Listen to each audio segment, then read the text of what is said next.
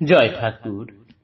শ্রী শ্রী রামকৃষ্ণ পুঁথি তৃতীয় খণ্ডের অন্তর্গত কুমার সন্ন্যাসী যোগীন্দ্র ও বহু অন্তরঙ্গের আগমন এই অধ্যায় থেকে আজ আমরা 25তম দিন পাঠ করছি।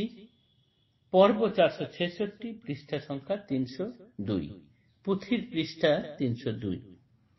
এর আগের দিনের পাঠে আমরা দেখেছি ঠাকুরের কাছে আগমন ঘটেছে শ্রী দুর্গাচরণ নাগ মহাশয়ের, যাকে আমরা সাধু নাগ মহাশয় বলে জানি। তিনি বিবাহিত, বাড়িতে তার অতি সতী ভক্তিমতী পরমা সুন্দরী গুণবতী স্ত্রী আছেন। উপার্জনের আশায় তিনি শহরে এসেছেন। বাংলাদেশের নারায়ণগঞ্জের কাছে দেউভোগ গ্রামে তার বাড়ি। কায়স্থকুলে জন্ম, অস্থিচর্ম সার, কালো চেহারা, অবনত মস্তক, মাথাটা সামনের দিকে একটু ঝোঁকা, চোখ দুটি যেন আধ বোঝা এবং সর্বদাই যেন তার চোখ দিয়ে জ্ঞানের আলো ঠিকরে পড়ছে। শরীরের কাছে তার যাওয়া যায় না, এত উষ্ণতা অনুভব হয়। কেবলমাত্র সামান্য লজ্জা নিবারণের জন্য একটু পোশাক পরেন, আর কিচ্ছু না। ঔষধ ব্যবসা করেন, তিনি চিকিৎসক। তাই দিয়ে মাসে মাসে যতটুকু রোজগার করেন সেখান থেকে কিছু টাকা দেশে পাঠান এবং অতি কষ্টে তার দিন চলে। বাড়িতে জমি জামা কম আছে, কিন্তু হাজার কষ্টের মধ্যে থাকলেও মন্দ পথে কোন রকম ভাবে তিনি রোজগার করতে চান না। তাই তিনি সংসারী হয়েও সন্ন্যাসীদের থেকে কোনো অংশে কম নন। সেই জন্যই তাকে সাধু নাগ মহাশয় বলা হয়।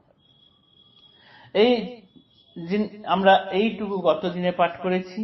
আজ আমরা দেখব ঠাকুরের সঙ্গে আরেকজনার পরিচয় হচ্ছে। তিনি হলেন সুরেশচন্দ্র দত্ত, নিরাকার সাধক, সাকারের প্রতিবাদী। সাকার তিনি একেবারেই সহ্য করতে পারেন না। ব্রহ্মজ্ঞানী বন্ধু একে শহরে বসতি, ধীমান সদ্গুণবান ধর্মে বড় মতি। সাকারের প্রতিবাদী সাকার না মানে, ব্রাহ্মদলভুক্ত দেহ কেশবের সনে। তীব্র ব্রহ্মজ্ঞানে ভরা হৃদয় নিলয়, নরগুরু কোনো মতে করে না প্রত্যয়।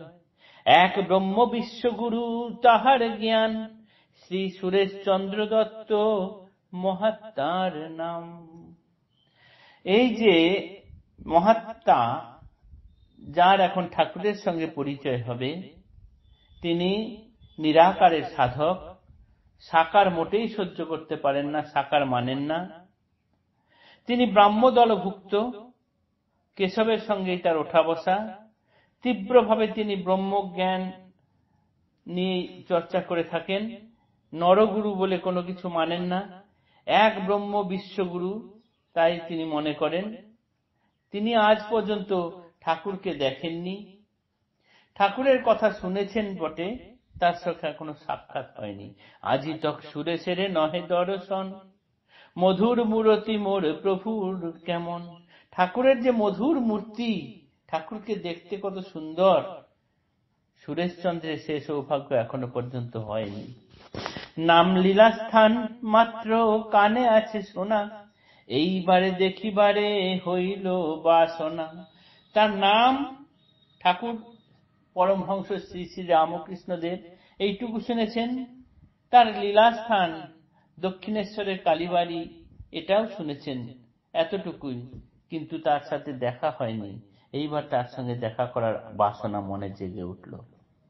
এখন ধর্মের ঢাকে ধর্মের বাজারে, বেজেছে প্রভুর নাম অতি উচ্চ স্বরে। পরস্পরে পরামর্শ করি দুই জনে, দক্ষিণ শহরে চলে প্রভু দর্শনে। হেথাশ্রী মন্দির মধ্যে প্রভু নারায়ণ, হাজরার সঙ্গে হয় কথোপকথন।